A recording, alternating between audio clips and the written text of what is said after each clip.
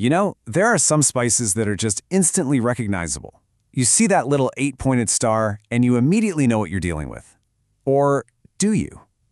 Today, we're diving deep into Star Anise, and I promise you, there's a whole universe of flavor and history packed inside that you probably never expected.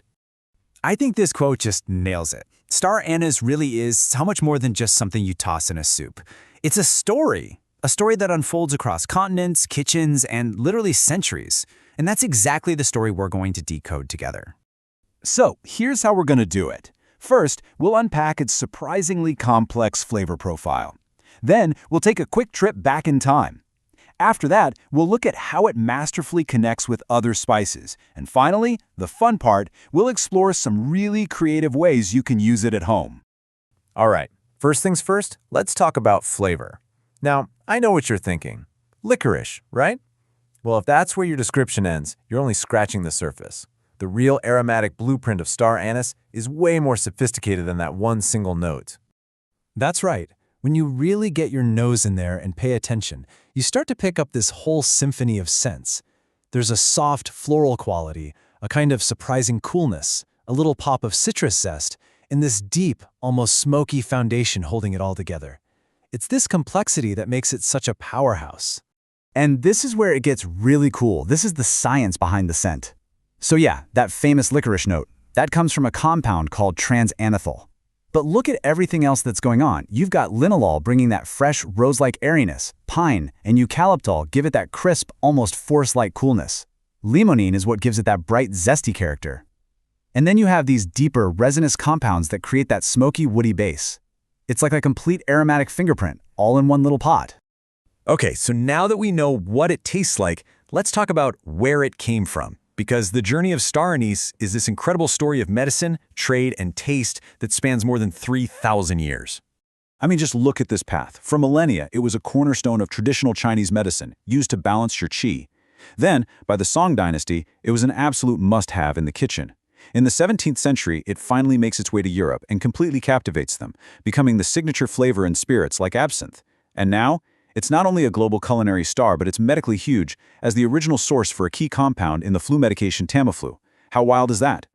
All right, now for what I think is the most remarkable thing about Star Anise, its ability to be a bridge between other flavors. It's not just another ingredient in the mix, it's more like a connector, a central hub that actually helps other spices shine brighter. So here's the key takeaway. Star Anise doesn't just add its own personality to a dish, it actually creates harmony. Thanks to its complex chemical makeup, it's able to form these little molecular handshakes with other ingredients, linking them together in a way that just elevates the whole experience.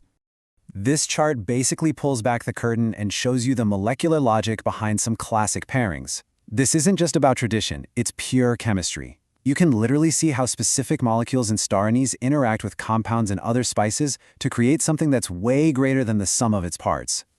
Let's look at a couple of classics. When you pair it with cinnamon, you get this beautiful, deep, unified warmth. The two just melt together to create a flavor that feels both complex and incredibly comforting. But then, you pair it with clove, and it's a totally different vibe. That sharp note from the eugenol provides this brilliant counterpoint, cutting right through the sweetness and adding a real spicy intensity. And this just shows you how incredibly versatile it is. With something earthy like cumin, the Star Anise adds this cool, sweet lift. But put it next to something as delicate as rose, and it finds that shared floral molecule, linalool, to create this refined, elegant harmony. It can be bold and grounding, or it can be soft and romantic. Amazing! We've covered the science, we've covered the history. Now, let's bring it into the here and now. Let's talk about the kitchen, because Star Anise has so much more to offer than just faux broth or 5-spice powder.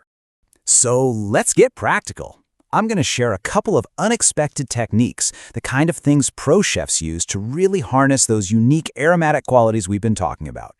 First up, this is a total game changer, infusing your deep frying oil. All you do is gently warm a few pods in the oil. This pulls out all those beautiful fat-soluble flavor compounds. What you're left with is an oil that gives this subtle, savory, aromatic warmth to everything from fried chicken to tempura. It's a layer of flavor you never knew you were missing. And okay, this one might sound a little weird, but trust me.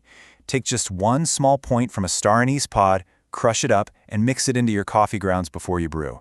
A little goes a very, very long way here. It won't taste like licorice coffee, not at all. Instead, you get this wonderful, subtle warmth and an absolutely incredible aroma to start your day. So when you really think about it, from those complex floral and citrus notes to its journey through empires to its power to literally connect other flavors, this beautiful 8-pointed spice is so much more than meets the eye. It's a botanical marvel and a direct link to thousands of years of human history, just waiting to be unlocked. From ancient medicine to modern cocktails, this spice has been on a truly epic journey. It's seen it all. The only question left is, what's the next chapter you're going to write for it in your kitchen?